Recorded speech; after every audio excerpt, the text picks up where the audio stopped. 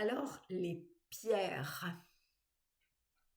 Eh bien, les pierres, c'est la mémoire de la terre, c'est la mémoire du monde, la mémoire qui nous parvient de nos ancêtres, hein, des personnes qui ont marché avant nous sur cette terre. Et c'est vrai que lorsqu'on voit une pierre, on pense que c'est inerte, or elle est constituée d'éléments chimiques, donc ces éléments chimiques, ben, ils ont mis du temps pour se transformer, hein. Il y a tout un processus d'évolution et de transformation dans les pierres. Et parfois, les pierres peuvent avoir des milliers d'années, voire des millions d'années. Par exemple, un cristal de roche, eh bien, c'est 15 millions d'années. Donc vous imaginez quand je tiens dans ma main 15 millions d'années. Donc vous imaginez la puissance et l'information qu'il peut y avoir là-dedans. Alors je voudrais dire deux mots concernant le mode d'extraction des pierres. Par exemple, en France, pour extraire les cristaux, ça doit être fait exclusivement à la main. Et les cristalliers les emportent dans des sacs, alors que de l'autre côté de la frontière, en Suisse, les cristaux peuvent être, on peut utiliser les explosifs et des hélicoptères pour pouvoir retirer de très gros blocs de cristaux et emporter beaucoup de volume de pierre. Donc vous voyez qu'entre deux pays frontaliers, il y a une manière de travailler qui est complètement différente. En France, c'est respectueux et en tout cas, c'est beaucoup plus respectueux et c'est soumis à des lois pour éviter le pillage de la montagne, d'abîmer l'environnement. Voilà. Ensuite, bon, il y a d'autres pays où effectivement c'est extrait aux explosifs, où ce sont des enfants. Enfin, il y a vraiment des conditions difficiles. Donc, quand on peut le savoir, c'est bien, c'est important.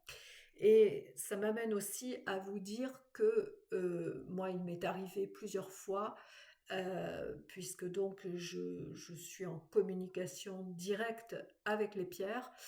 Euh, eh bien, il m'est arrivé plusieurs fois d'avoir des pierres qui ont été en souffrance du fait de leur mode d'extraction. Donc, ce qui veut dire que lorsque vous achetez des pierres, c'est pas neutre.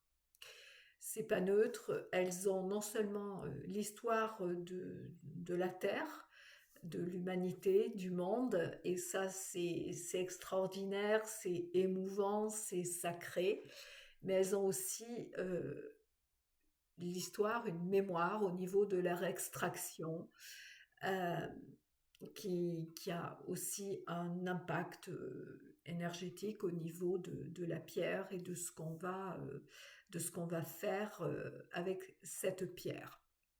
Alors, moi, ma manière de travailler avec les pierres, donc de toute façon, je reviendrai en parler souvent, je ne travaille pas du tout en lithothérapie. Alors, quand je dis lithothérapie, c'est-à-dire tel que vous le connaissez, où vous allez dans un livre et où on va vous dire bah, telle pierre c'est pour ceci, telle pierre c'est pour cela. C'est quelque chose, moi, où j'ai jamais adhéré. Ce qui m'a toujours d'abord intéressé, c'était le côté minéralogique, c'est-à-dire la composition des pierres, leur formation. Donc c'est un monde très complexe, mais dans lequel j'ai petit à petit été, où j'ai suivi certains types de cours à ce niveau-là. Et ensuite, par rapport à l'autre côté beaucoup plus, on va dire, éthéré de mon travail avec les pierres, donc c'est une communication directe que j'ai, c'est-à-dire ce qu'on appelle la révélation directe chamanique.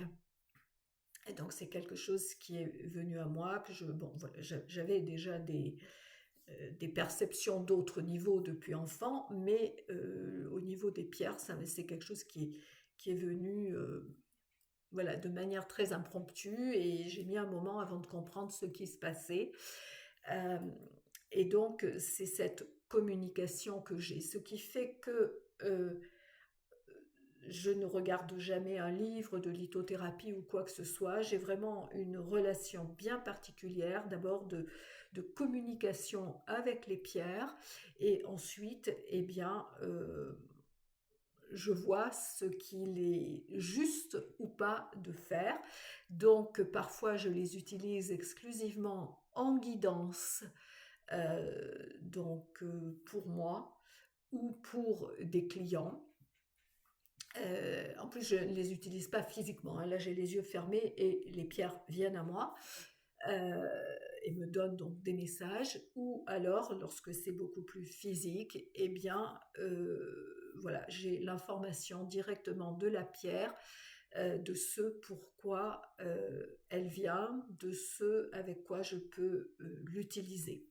En fait, j'ai peu de pierres.